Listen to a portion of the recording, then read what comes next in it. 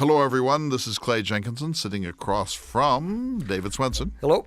The semi-permanent guest host of the Thomas Jefferson Hour. I'm so excited. It's time for the much-anticipated 107. What did we call it? The text of the Declaration of Independence. Oh, it's a good one.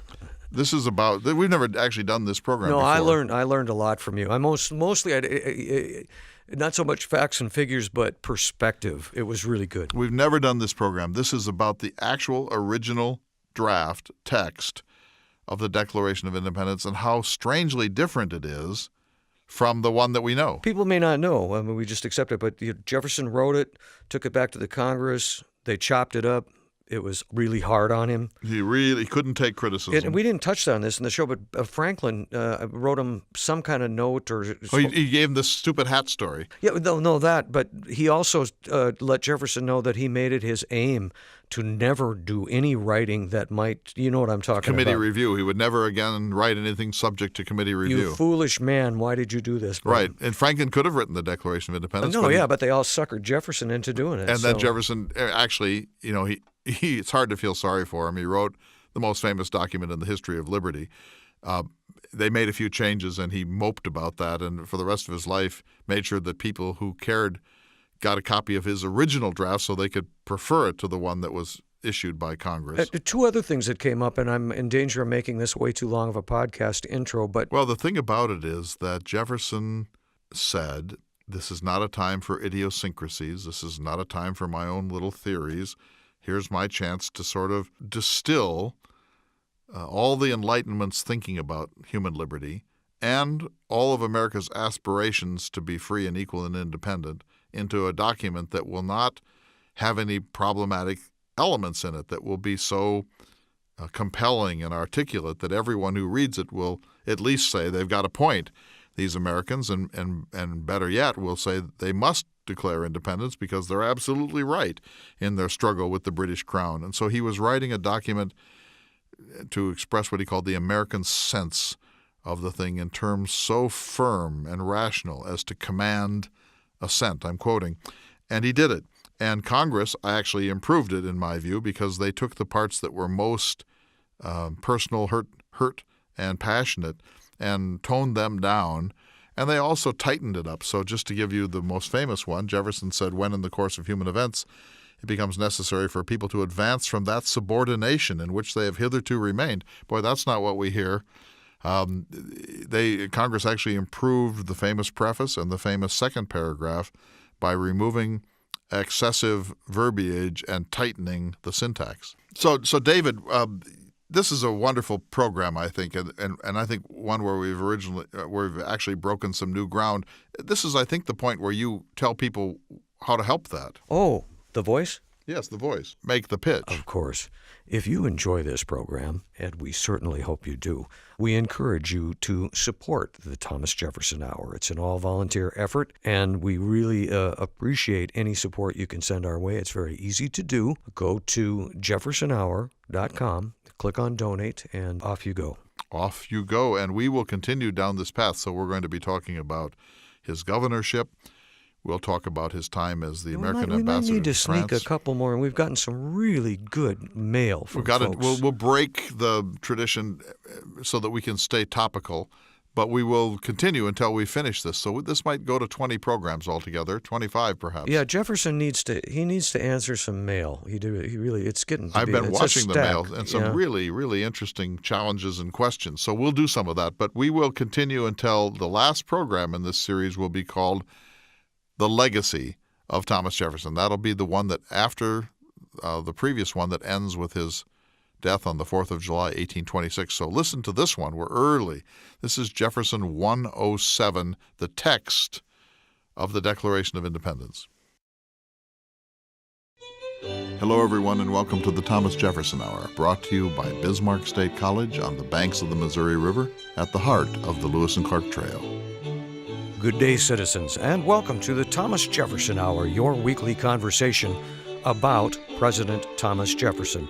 This week, we are joined by the creator of the Thomas Jefferson Hour, the award-winning humanities scholar and author, Clay Jenkinson. And you're back, Clay, because, well, we kind of went over time last week talking about a fascinating subject. In our Jefferson series, we were talking about the Declaration of Independence, and we didn't quite end that conversation. Well, we sort of expected that we would have to do 2 programs on this greatest of subjects. So the first one now we can call Prolegomena to the Declaration of Independence, the backdrop. And now we can talk this time, I think, about what Jefferson actually wrote. People think they know the Declaration of Independence, and it's trotted out from time to time on the 4th of July and so on. But what Jefferson actually wrote in that room on 7th and Market Street is quite different from the one that Congress adopted on the 2nd, 3rd, and 4th of July, 1776. So I'm interested in looking at Jefferson's actual draft. I'd like to set this up a little more. Yes, sir. He got some advice from a number of people. I think the advice I enjoyed reading the most came from Ben Franklin. All right. And Franklin warned him. In today's, I would say that he was warning him that his draft would be sentenced to being bitten to death by ducks as it went back for edits. And I know you've educated me on how much Jefferson hated anybody that would attempt to edit his writing. Nobody likes to be edited, but Jefferson was particularly thin-skinned, and he had an enormous amount of pride. This was his best thing, just as fighting was George Washington's best thing and orating was John Adams' best thing. This was Jefferson's supreme talent, and he resented whenever anybody decided that it was not correct or that it was inadequate. But the story you're talking about is, of course, the one that Franklin told to Jefferson while they're sitting there listening to the debate over the Declaration of Independence. And it's a very typical Franklin story about a hat sign. Oh, right. This one where Jefferson's writhing over in the Virginia delegation, and Franklin sees that Jefferson is really upset and it's killing him. And so he tells him this kind of pathetic story about a man who wanted to open a hat store. And so he created a sign that said something like, John Thompson, hatter, creates hats for sale for ready money. And then one of his friends said, well, of course they're not on credit. It's for ready money, so you can take that out. And then somebody else says, if you're making hats, you don't have to say that you're a hatter, so take that out. And so all of his do-gooding friends, well-meaning, come around and give him advice until finally he just puts a picture of a hat on the sign, and that's all that's left after his friends edit his hat sign. It's not very funny, and Jefferson didn't find it very amusing. But he did before he handed it in. My understanding is he went to Franklin and Adams and asked them to help. Quote, peruse it. Right, and they each made little suggestions. Mm-hmm. But for the most part, they loved it. But probably the most famous is the line that everyone remembers the most, and it came from Franklin. Well, part of it. So, here's what Jefferson wrote. Let me give you the second paragraph, first sentence. This is pretty interesting. Jefferson, we hold these truths to be sacred and undeniable, that all men are created equal and independent, that from that equal creation they derive rights inherent and inalienable, among which are the preservation of life and liberty and the pursuit of happiness. Mm-hmm. That's what Jefferson wrote.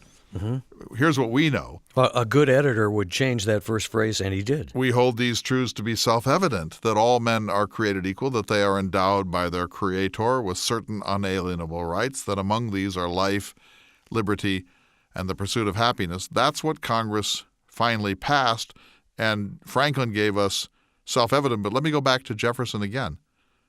We hold these truths to be sacred and undeniable, that all men are created equal and independent, that from that equal creation they derive rights inherent and inalienable, among which are the preservation of life and liberty and the pursuit of happiness. Mm-hmm. Very different. Mm-hmm.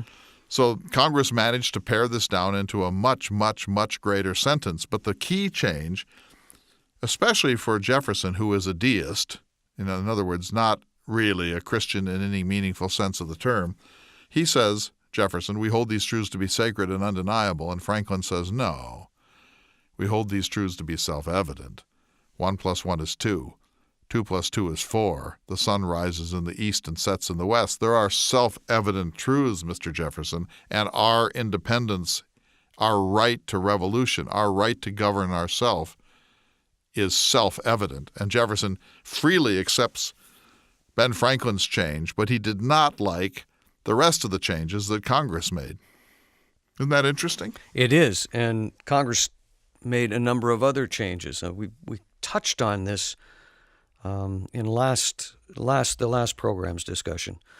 I think you brought up a letter that Adams wrote to Jefferson, and it was about slavery and how his inability to understand the Virginian mindset on slavery. But in fact, Jefferson's original draft had quite a bit to do with slavery. And let me read it. I can't recite it. It's too long. But let me read to you what he actually wrote. And this, by the way, was removed by the Second Continental Congress. But this was... And I think it's important, too, that he'd been defeated with anti-slavery measures in Virginia, both in court and the House of Burgesses. That's correct. But he continued to, and that in today's quick judge society of the character of Jefferson, I think it's important to know that. Right. He was not indifferent. He was not cynical. He was not self-serving. He actually did, for a period of time, try to whittle away at the problem of slavery. But he was always defeated. Nowhere better than here. And here's what he actually wrote of King George III. He has waged cruel war against human nature itself, violating its most sacred rights of life and liberty in the persons of a distant people who never offended him, captivating and carrying them into slavery in another hemisphere, or to incur miserable death in their transportation thither. This piratical warfare, the opprobrium of infidel powers, is the warfare of the Christian king of Great Britain, determined to keep open a market where men should be bought and sold. He has prostituted his negative for suppressing every legislative attempt to prohibit or to restrain this execrable commerce, and that this assemblage of horrors might want no fact of distinguished dye, he was now exciting those very people to rise in arms among us, and to purchase that liberty of which he has deprived them, and murdering the people upon whom he has also obtruded them, thus paying off former crimes committed against the liberties of one people, with crimes which he urges them to commit against the lives of another. Powerful stuff. He's saying, we have tried from time to time to restrain the slave trade or to abolish it in maybe this colony or that colony on this situation or that occasion. And every time the Christian, he has Christian in all caps, the Christian king of Britain has vetoed that colonial legislation because he was determined to keep open a market where men shall be bought and sold, and he has misused his veto power to suppress every legislative attempt we have made to do something about this thing. And if you want it to be worse, my fellow citizens, now after holding slaves in servitude against the better judgment of some of the colonies at some moments, he's stirring up our Negro slaves to rise against their masters. And that was an issue, too. It was an issue. What was it, Dunmore? Lord Dunmore offered prizes to blacks who would leave their masters and join the British Tories. And people did. That didn't play well with the Virginians. So this paragraph is, you can see how passionate Jefferson is. He has waged cruel war against human nature itself. Now, we would say, and so have you, Mr. Jefferson, you own 200 slaves. Why are you blaming the king? And really, how many times have the colonies attempted to restrain or eliminate the slave trade? Let's have your list of those, Mr. Jefferson. In other words, this one reason why Congress expunged this, David, is that it's a little what we call special pleading. It's not strictly true. I mean, there's a kernel of truth in it, but you can hardly say that it was the British Crown or the British Parliament that kept slavery growing in the New World. That's just nonsense. Slavery grew in the New World because the Southern planter class wanted laborers, and they got them free by kidnapping them in Africa. And for Jefferson to somehow blame this on His Majesty George III of the British ministry is the worst kind of special pleading, and Congress realized this. But on the other hand, going back to what you said at the beginning, Jefferson realized that you can't have the birth certificate of a free people with slavery in your midst, and he wanted to attend to that question in the Declaration of Independence. So he basically said, what's the strongest anti-slavery paragraph I can write in this document and get away with? And it didn't quite get away with it. Yeah. But he thought, I can hardly say we love liberty, we're sort of hypocritical, so now we want to attend to the problem of slavery. So he said, it's King George III that has locked us into this horrible thing. Let's blame him in other words, he knew that he was doing special pleading, but he was trying to get, to use a modern term, an anti-slavery plank written into the Declaration of Independence, and it was rejected by he said, by the representatives of the Carolinas and Georgia. But he also said, and a couple of the New England states weren't too happy about this either, because they had trading ships that were being used to kidnap and ferry black slaves from Africa. So Jefferson realized that he had, in a sense, been unable to pull off this little strategic plan that he had to attack slavery somehow in a safe way or in an acceptable way within the Declaration of Independence. But I was curious to know what Mr. Adams thought of this first draft, and from what I've found, he liked it. In fact, he wrote, "I was delighted with its high tone and the flights of oratory with which it abounded, especially that concerning Negro slavery, which, though I never knew his Southern brethren would never suffer to pass in Congress, I certainly never would oppose.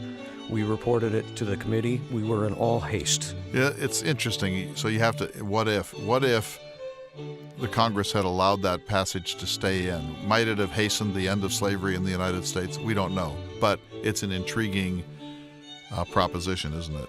It is, and it's really fun to find out how Adams reacted to it, and it said that he long remembered it.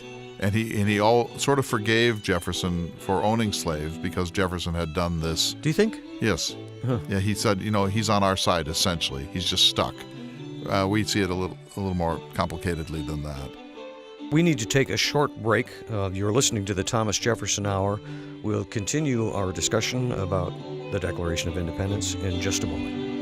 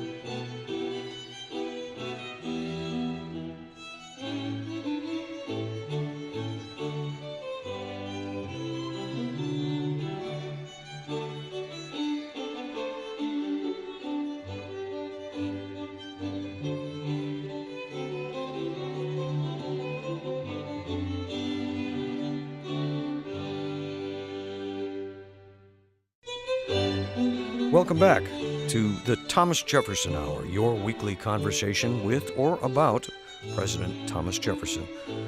I'm David Swenson, your host this week, and I'm joined by the creator of the Thomas Jefferson Hour, Mr. Clay Jenkinson, and we're talking about the Declaration of Independence, maybe setting things up a little bit. And one of the things that struck me was public opinion around that time, how it was shaped, and really it was shaped by what Jefferson wrote about, which was there were a lot of grievances against England, specifically King George. Colonists were not happy. They didn't think they needed to pay taxes or owed anything to the crown. Have I got it right? Yes, and Jefferson, of course, is writing a piece of propaganda. This would not hold up in an international court of law, but he's trying to write the best case he can for America's declaring their independence of Great Britain.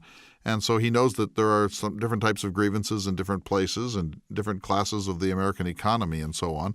And so he gathers together the best possible list of indictments that he can create for Parliament and George III and presents them to us. And he knows that no single person who reads this or hears it will agree with all of it, but that there will be an accumulative effect, that there are enough abuses and grievances that we certainly have a right to declare independence for the United States. And this is the part of the Declaration of Independence that's ignored today.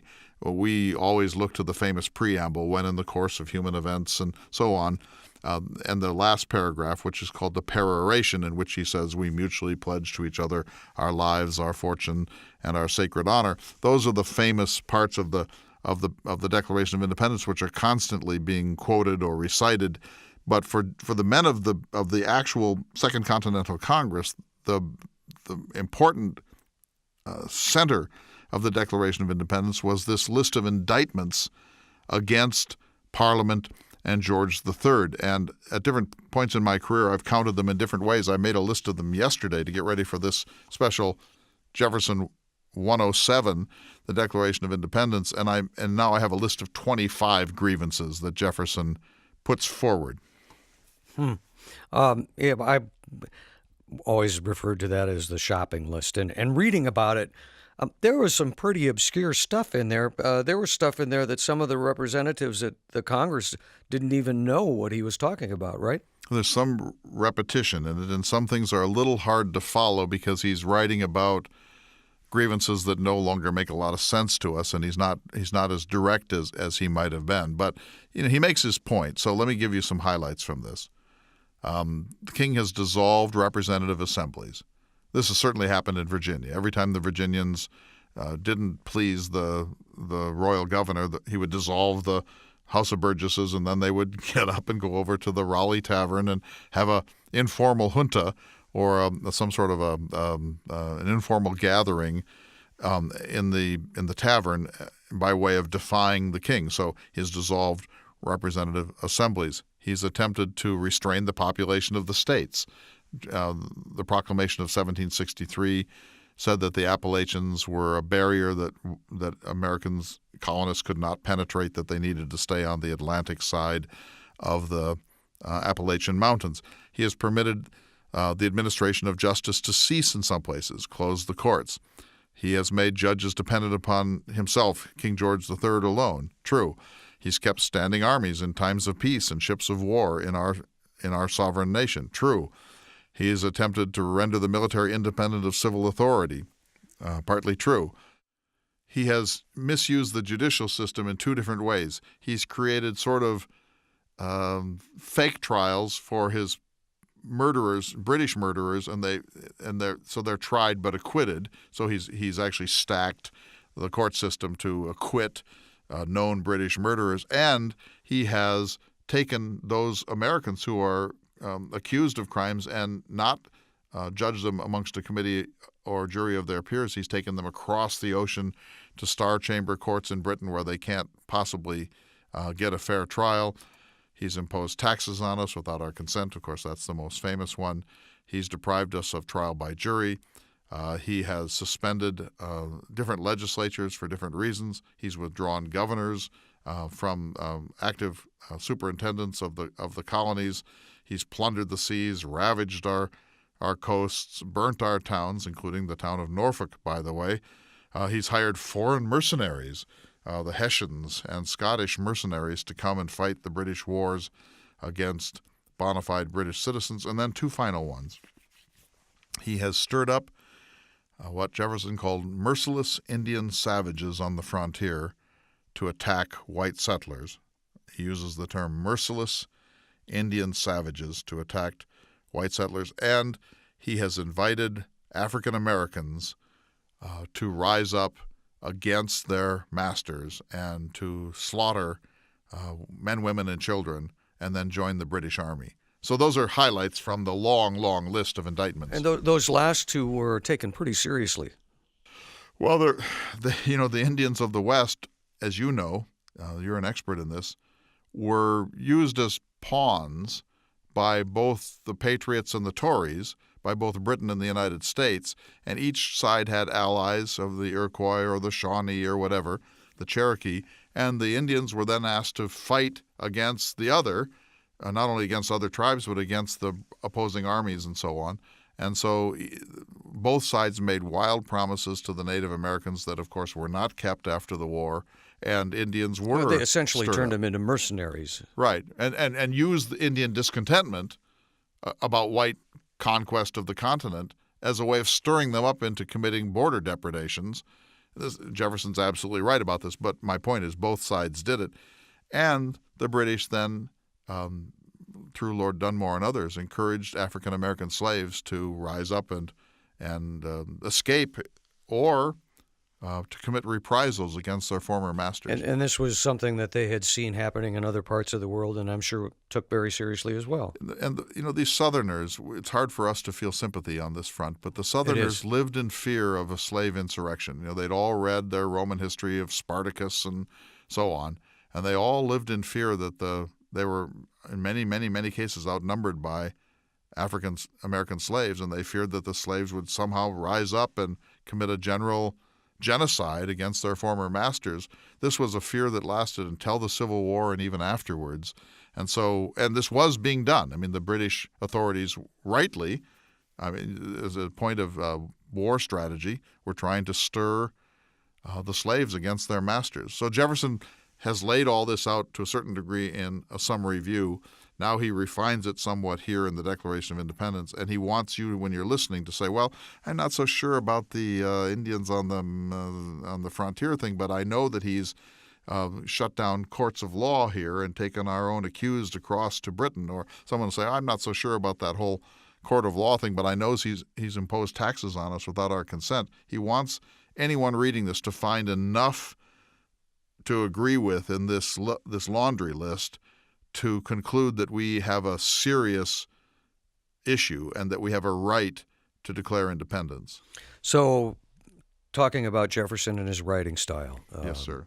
And this laundry list, as you put it, really doesn't, it's not the kind of thing that you would insist your students memorize and read in great detail. No, but it's in a way more important than the parts that we love because, so let's just talk about this for a minute. Britain creates colonies. There are 13 colonies. Mm-hmm. We have New York, and we have North Carolina, and we have Georgia, etc. And the British really have supported these. Jefferson says no, but the fact is that the British Crown, at some expense, has not only created these colonies, but garrisoned them, protected them during the French and the Indian War. The British Navy protects American trade vessels on the high seas. The British send governors and colonial administrators whose salaries have to be paid. There was a cost to having these colonies, and the British had largely borne it. And the whole thing got touched off by the Stamp Act, which came after the French and Indian War, the 7 Years' War, when the British said, here we are protecting these colonies. They're not really paying their share of this protection. We now need to have a modest tax on certain items to recoup the extraordinary losses we had in fighting the World War, the French and Indian War. The colonists go nuts, and this sort of touches off this whole period. At any rate, the British were doing this, and so that's the background to this. Jefferson and the colonists feel we've really been independent more or less from the beginning. The Crown has not really helped us that much. We've basically been left on our own, and now suddenly here they are lording it over us. And they've done things that are actually intolerable. They're quartering troops in our homes without our consent and without compensation. They are shutting down colonial assemblies whenever they don't like the sorts of things that we talk about or vote on in those colonial assemblies. Now, after Lexington and Concord, they burn the city of Norfolk to the ground. They're doing things that are actually acts of war against their fellow citizens. In a sense, they started it.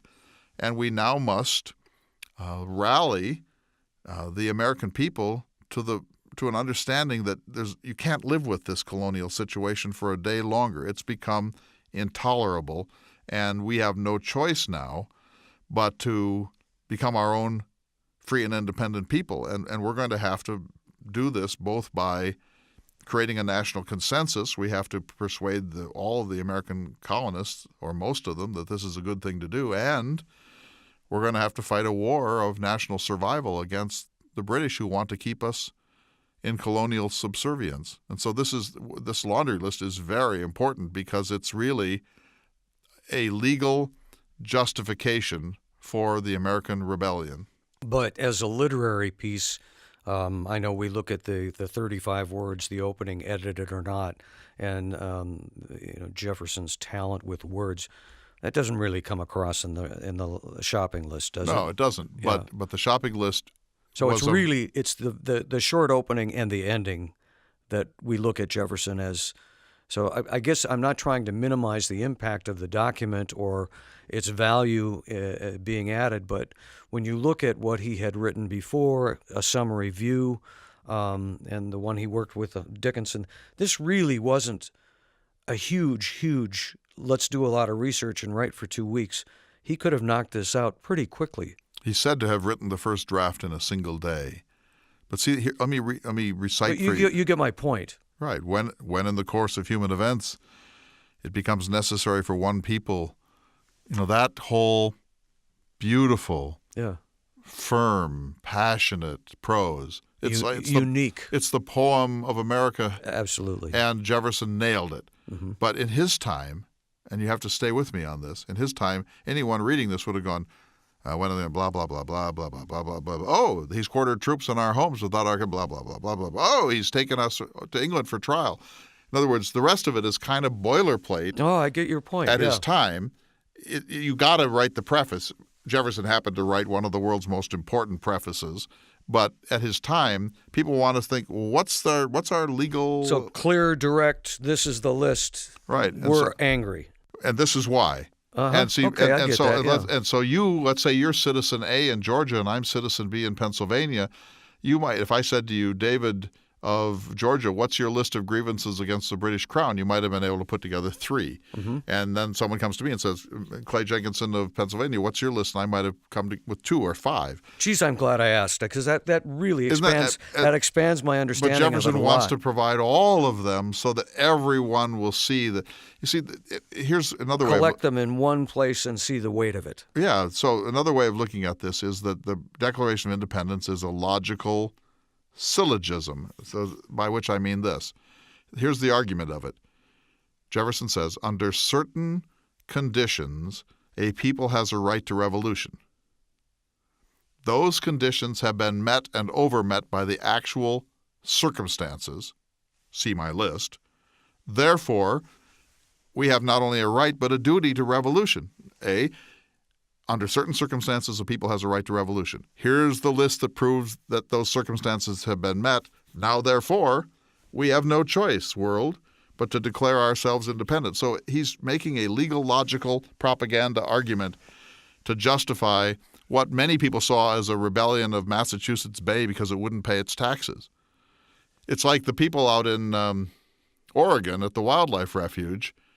Who knows what their actual grievances are, but they wanted to dress them up into something heroic. Well, I'm not trying to compare that situation to the American Revolution. I'm merely saying that anyone who's doing this sort of thing is trying to find a morally compelling narrative and argument to justify rebellion. And Jefferson is the great master at this. And here's what's so interesting, David. Essentially, every revolutionary movement from this time on has quoted this document. Famously, Elizabeth Cady Stanton, the Women's Declaration of Rights at the Seneca Falls Convention in 1848. The Declaration of Women's Rights is a direct imitation of the Declaration of Independence, except it's women's grievances against the patriarchy of the United States. Ho Chi Minh, who was a waiter in New York, educated in France. Ho Chi Minh, when he comes to declare independence for Vietnam in 1954, or maybe it was 52, writes a version of the Declaration of Independence because he thinks the Americans are going to be my ally. The Americans are going to want to help support an independence movement here in Southeast Asia. Wrong. We turned out to take over from the French as the oppressors. But Ho Chi Minh used this. The labor movements have used this. Environmentalists have used this. The women's movement have used this. Native Americans have used this. Groups that want to be taken seriously in the world's arena for having inherent rights and having a serious and undeniable set of grievances against an oppressive culture invariably go to Thomas Jefferson and use some form of the Declaration of Independence. So not only did he write a document that became the most famous document of his time and the most famous document in American history, and arguably the most famous document in the history of human liberty, with the possible exception of the Magna Carta. But in addition to all of that, David, essentially every group that cares about rights now has to go to this well because they realize, here's the formula. This guy really nailed it. And Did this formula, how much does Jefferson owe to those who came before him? Great question. A lot and almost nothing. Great answer. It's a paradox. So you can see George Mason's Virginia Declaration of Rights here. It had been written a few months earlier. Jefferson knew it.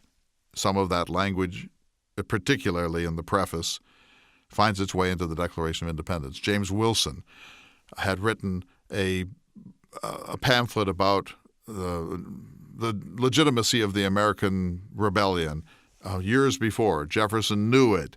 Some of that language finds its way into the Declaration of Independence. There, in different counties, in different townships, in different states, there had been what I'm putting in air quotes, declarations of independence or protests of this sort. Jefferson was aware of some of them, and he was incorporating some of that language. Then the most famous case, John Locke's Second Treatise on Government, speaks of our natural rights to life, liberty, and estate. And Jefferson's clearly taking that trinity of life, liberty, and estate, meaning property, and changing it into a much more American and dreamy sort of thing, life, liberty, and the pursuit of happiness. Jefferson would be the first person of anyone on earth to say there was nothing particularly original in the Declaration of Independence. It's a kind of a pastiche, and it's not meant to, he wasn't claiming sole or unique authorship. And here's what he said: not to find out new principles or new arguments never before thought of. It was intended to be an expression of the American mind and to give to that expression the proper tone and spirit called for by the occasion. And it worked. And it worked. He never claimed it to be unique. I don't say that lightly because, as I know from speaking with you and reading it, this was not a done deal. There were those who still believed we could come to a peaceable end with Britain. He said it's an expression of the American mind in terms so firm as to command assent. You are listening to the Thomas Jefferson Hour. We'll be back in just a moment.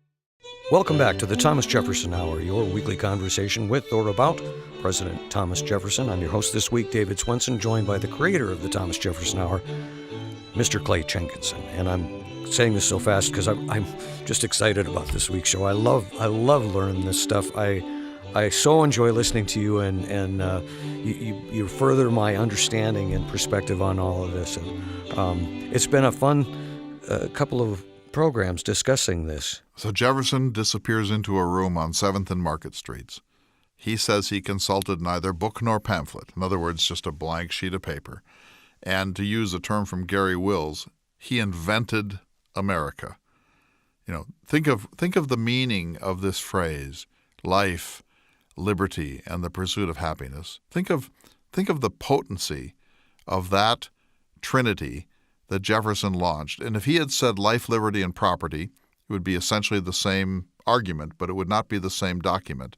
Jefferson had this capacity to articulate the aspirational nature of American life, and we have been that aspirational country from that moment to this, David. And when you look at, say, the 2016 presidential race, the candidates who are succeeding are the ones who speak of America as an aspirational nation, and the candidates who aren't doing that well are the ones who regard us as a failure or as a disappointment or as a broken country. You might get some argument on that, but let's not go there. But you see my point. I do. You have to sing the song of this country, and Jefferson was the first to do it.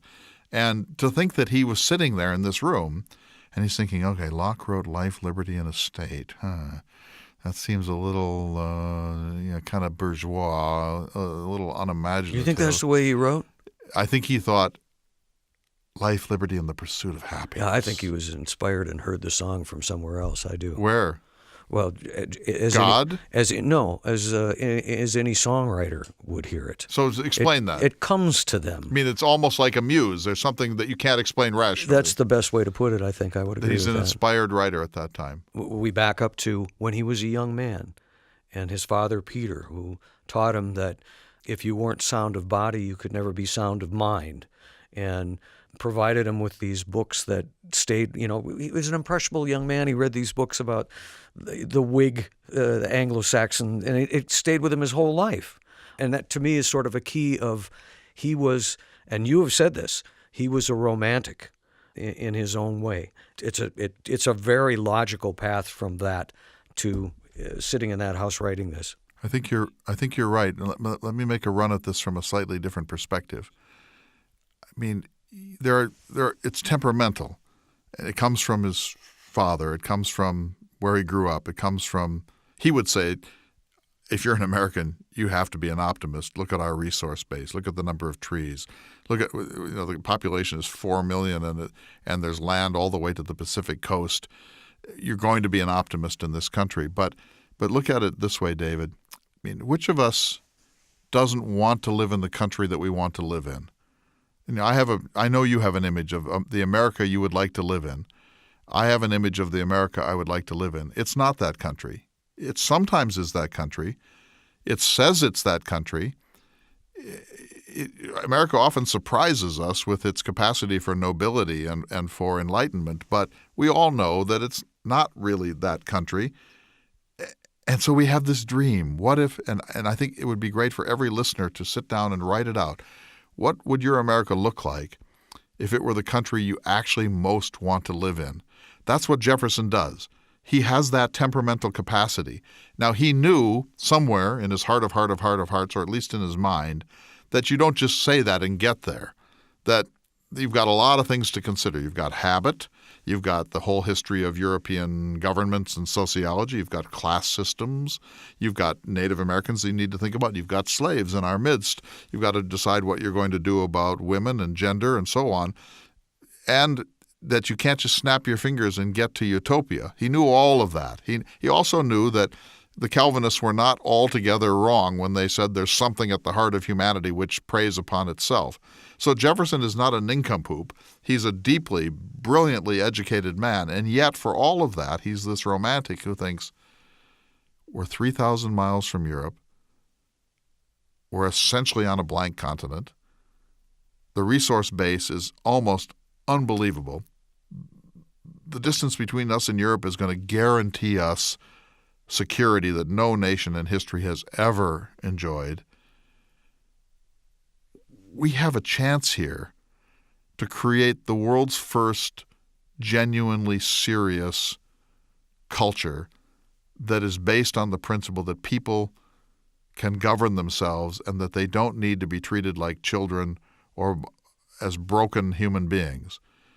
We have a chance to do something that humans have dreamed of through all time, but they put them in fictional utopian poems and fictional utopian pamphlets.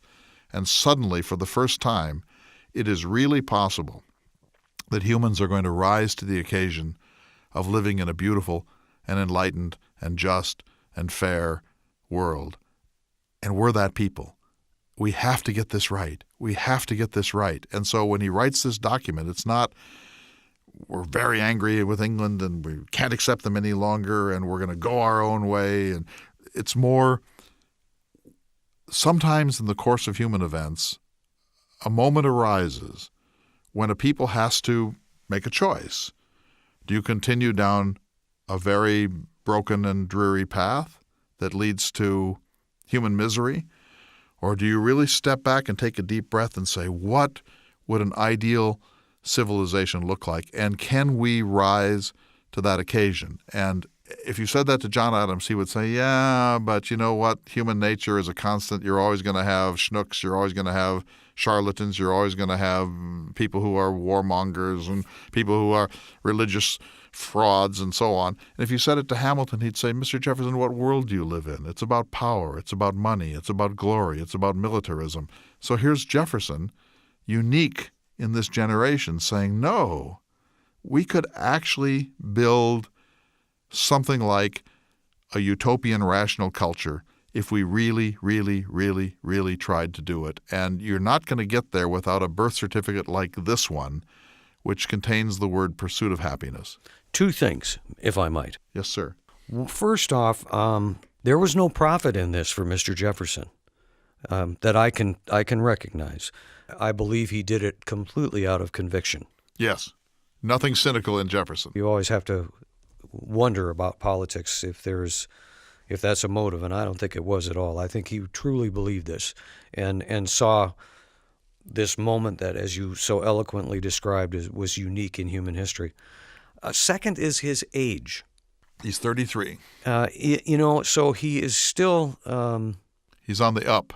Yeah, but he's got that urgency of the 20s that we all remember if we've lived past them. When you live through an age, a decade of life, you can look back. I have a friend who, a couple of weeks ago, he's in his 70s and was making his introduction and said, I've lived through the 60s twice. And I thought that was pretty good. But you and I have children. I, a daughter, you, a son, who are in that their period 20s, right, where everything is possible and they want the world to be what they want it to be. Everything is possible, and the only reason it hasn't happened the way it should is that the previous generation has failed. Yes, and we did. And everyone does. And there's an urgency. I remember, being young and talking politics with wiser, older men and saying, well, why does it take so long? It's a good thing it takes so long. Politics moves slowly. That's a good thing. It allows everyone their chance and allows it to grow. But I think Jefferson he had a piece of the 20s and he had a piece of his older life. But do you believe it? Do you yourself believe that there is an ideal America that you would like to live in, and if we really ever got serious, we could get there? Well, how could I be doing the Jefferson Hour if I believed anything different? No, I'm serious. You do. So am I. And that goes back to why can't we get there? That goes back to because we're not all 20 or 30 forever, and we know what's at risk. We know what's at risk. Let's go back to Jefferson, and maybe this will help me answer it. In 1776, Jefferson said, he suggested a motto, and I'll bet you know what it is, which is rebellion to tyrants is obedience to God. Right. Resistance to tyranny is obedience to God. Rebellion. Several versions of it. Okay, so explain that one away. When we talk about Jefferson being, this lyrical character that we just agreed, he was not doing it for... there was no motive. If he didn't believe it, he wouldn't have done this. No, he didn't think someday I'll be president of the new nation or someday I'll be the richest man in America. He says rebellion to tyrants is obedience to God. He's a deist. It's just a slogan for politics. And, No, I think he meant it more seriously than that. I think that's the beginning of that faction who kind of thought he was nuts. No, I think Jefferson believes that human liberty is an endangered species. It's almost always been swallowed in the history of the world or crushed out. And whenever it gets a little Czechoslovakian spring, Czechoslovakia 1968, or the Arab Spring of 2007 or 8, whenever there's this glimmer that humans might actually blossom into self-government and happiness and the sovereignty of the people, it tends to be snuffed out in one form or another, and that this is the history of the world, and that so you're going to get very few chances at this. There's only been one American Revolution. There probably won't be another one. You get very few chances at this, and you have to dream high, and you have to get it right, and you have to be willing to fight. And, this is so true. I have a friend who has a daughter who's a basketball player in North Dakota in a small town. She's the best player on the team, but the coach has benched her for no reason. And nothing upsets people more than an injustice that's palpable and is arbitrary. That's what tyranny is. Tyranny is the arbitrary and palpable misuse of power against merit and against enlightenment. And it happens every day. But it can't be a motivating factor to a nation that expects longevity. And we had our revolution, and that's over. And for the Tea Party to think we're going to have another one using guns that are now available is just nutty. But they do. But that's nutty. We had our revolution and it's over. But now what we can do, David, is we can hold America to the standards that were set by Jefferson and the Founding Fathers. That doesn't mean we go back. That doesn't mean we try to live like them.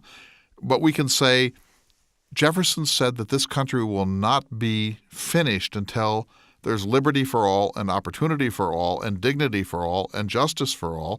And even Jefferson wasn't always equal to that. Equality. And so we have to keep straining for it. And we do. And we do. We do. We're now We do. highly imperfectly and with lots of setbacks, and we're in a pretty bad moment at the moment. But that's why we should be so proud of the nation we live in. And Jefferson, who was the dreamer who launched it, take the Declaration of Independence out of this picture. What's the second most interesting document in American history? Probably the Bill of Rights. Right, but not the same, not aspirational. It says you shall not this, you shall not that.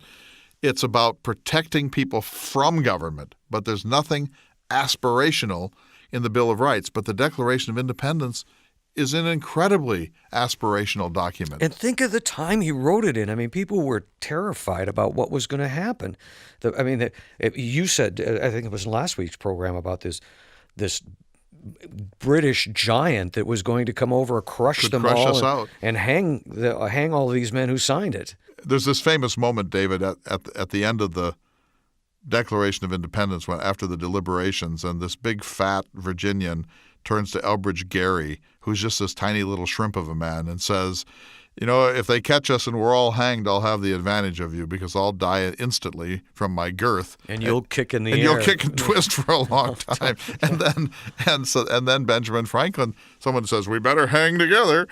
And Benjamin Franklin says, well, if we don't hang together, we'll hang separately. So there's all this kind of gallows humor in the face of what's happening. But let me give you another paragraph from Jefferson. This one was taken out by the Continental Congress, and you decide whether they took it out rightly or wrongly. Towards the end of the document, he says, these facts have given the last stab to agonizing affection, and manly spirit bids us to renounce forever these unfeeling brethren. We must endeavor to forget our former love for them, and to hold them as we hold the rest of mankind, enemies in war, in peace friends. We might have been a free and a great people together, but a communication of grandeur and of freedom, it seems, is below their dignity. Be it so, since they will have it. The road to happiness and to glory is open to us too. We will climb it apart from them and acquiesce in the necessity which pronounces our eternal separation. What do you think? I think if there had been good communication devices, we would still be part of Britain. I do. You think that this is really about I think we could isolation? I think we could have worked it all out. You think we would have reconciled? I do. If we'd had good if there diplomatic cables. Even fax machines or who knows what. Because when you look back at this, we're so much alike. I mean, what do you think about this? We might have been a free and a great people together, but they wouldn't have it. And so agonizing. There's this all very personal. It's very hurtful and personal for Jefferson. There were a lot of Americans who wanted to reconcile. I'd say the majority were not American patriots. They were people who loved being British citizens and wanted to figure it out. Can't we just get along? Yeah, well, really? I mean, how serious is it? They tax us a little, we hate it, but... There again, that comes back to the importance of this document that Jefferson drafted and was edited and then accepted. So at the end of this great document, Jefferson says, and for the support of this declaration, we mutually pledge to each other our lives and our fortunes and our sacred honor. And Congress added, under the protection of divine providence. I did not know that. A little reference to God's help. Interesting, isn't it? Yeah, and have we really covered all of the Declaration? There's so much more we could go into. I think we've done enough for now. I think when we come back, we may interrupt again with some timely topics on the Supreme Court. But I think we should now go on to 108, Jefferson as the wartime governor of Virginia. Not his finest hour. No, but an interesting subject, and we've done a program on this before, but I think we have to cover that ground. And David, after 108, which will be Jefferson the governor, then we move on to Jefferson and the tragic crisis in his personal life, which led him to be America's ambassador to France. I so enjoy these conversations about this period of Jefferson's life that we're having, and I look forward to more of them, Clay. We're about out of time for this week. We have just enough time for me to remind folks that you're going to Virginia soon to visit the good folks at WHRO Radio in Norfolk. You're going to be appearing at the Roper Performing Arts Center on March 22nd. And then on March 24th, you're going to be doing a live studio taping at WHRO Studios.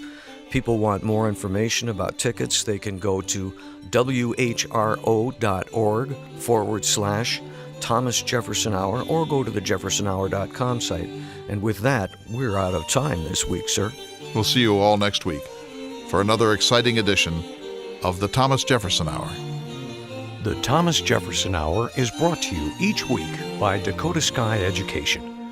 The program is distributed nationally by Prairie Public Radio. President Thomas Jefferson lived from 1743 to 1826, and this program presents his views. President Jefferson is portrayed by the award-winning humanities scholar and author, Clay S. Jenkinson.